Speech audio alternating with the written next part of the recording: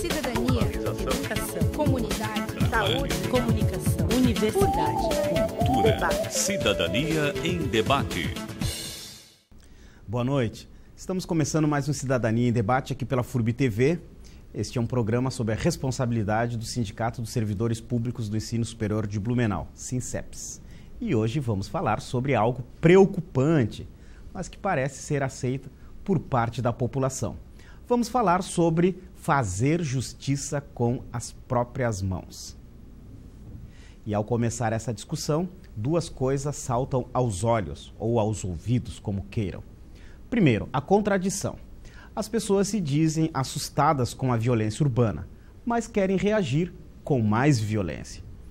E segundo, achar que linchamento vai resolver o alto índice de crimes espalhados Brasil afora. Em Blumenau, um estudante do 6º semestre de Direito, aqui da FURB, foi violentamente espancado por 3 homens depois de ser confundido como criminoso. Ele recebeu pauladas na cabeça e nos ombros e ainda perdeu 2 dentes. Por pouco, essa história não acaba tragicamente com morte. Mas o que é pior nisso tudo é receber dos policiais o tratamento de agressão, essa agressão que o jovem sofreu, como leve, ou seja, quase ser linchamento, algo menor ou banal, ou quem sabe, sem importância. Mas afinal, o que leva as pessoas a agirem assim?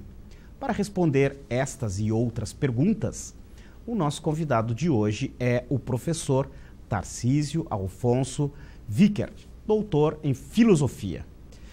Então, por que as pessoas estão dispostas em fazer justiça com as próprias mãos?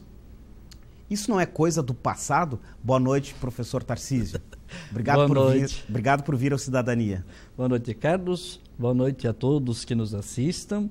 E também, inicialmente, parabenizar o SINSEPS por este programa, por essa edição e por as diversas edições que o programa está realizando e colocando no debate questões que dizem respeito à cidadania e que dizem respeito à sociedade no século XXI e também, se a gente pensar assim, especialmente em Blumenau, no Brasil, e em algumas esferas de destaque, talvez no Oriente e também no Ocidente, evidentemente, essa violência. Bom, respostas aqui nós temos muitas, mas existem algumas especulações ou algumas respostas possíveis para essa questão. Primeiro, quando o Estado está ausente para beneficiar a sociedade e ele se faz presente somente para violentar a sociedade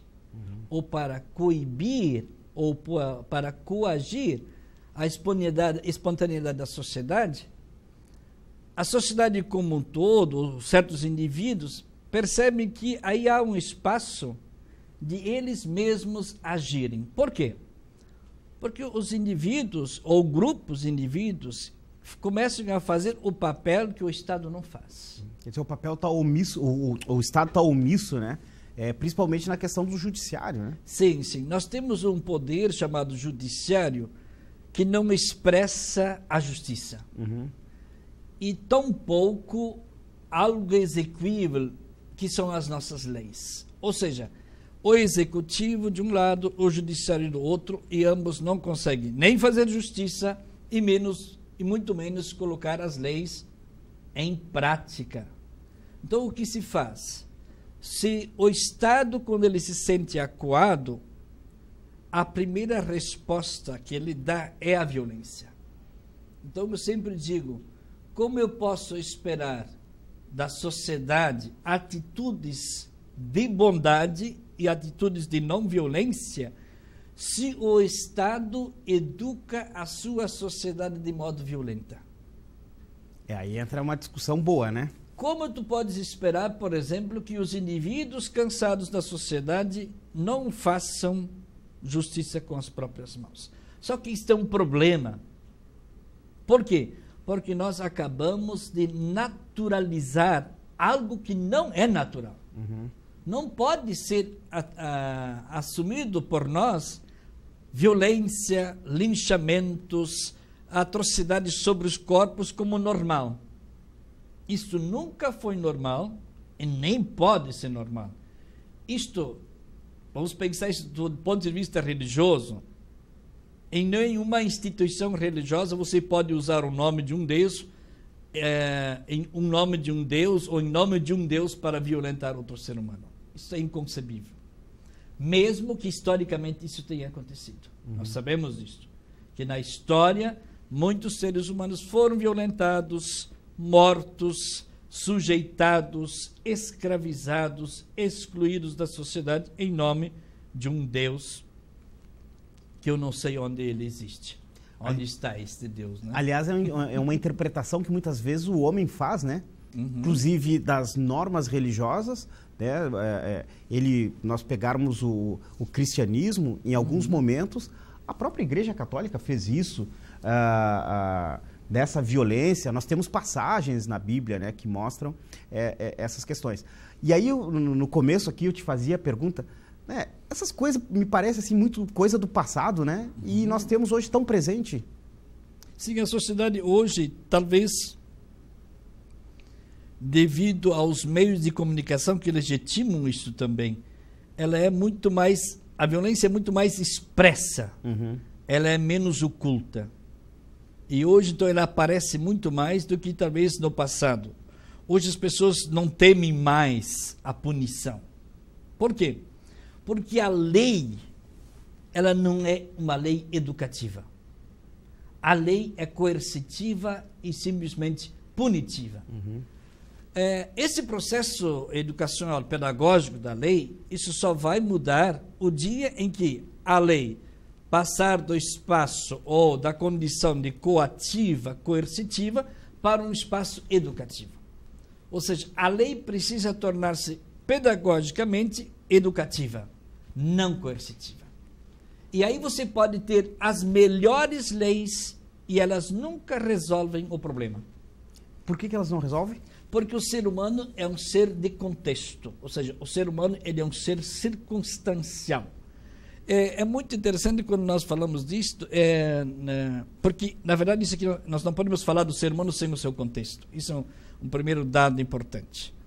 Uma outra questão, existe um termo que nós utilizamos muito na filosofia, e principalmente na área da filosofia política, que é um termo que nós chamamos de Naturzustand, que significa estado de natureza do homem. Talvez muitos pensam e começam a legitimar um estado de natureza mau. Isso também é um equívoco. Então, a lei vai servir exatamente, a lei coercitiva vai servir exatamente para legitimar este lugar de dizer, o homem é naturalmente mau. Então, a lei não precisa ser educativa, basta que ela seja coercitiva aqui. Porque quando o indivíduo se sente agredido, ele tende a reagir, né? Sim, certamente. E aí, nesse caso, e nós vamos ter, o Tarcísio falou aqui já no começo da nossa conversa, se as leis não funcionam, se o judiciário não consegue trabalhar e agir como deveria de fazer, as pessoas se vejam acuadas, elas se veem acuadas. Isso mesmo. E aí, de repente, elas querem, de alguma maneira, tomar uma providência. Mas só que essa providência, a princípio, parece não ser o melhor caminho. Nós estamos falando de sociedade, né, Tarcísio? Uma coisa, Carlos, que eu sempre friso muito bem com meus estudantes.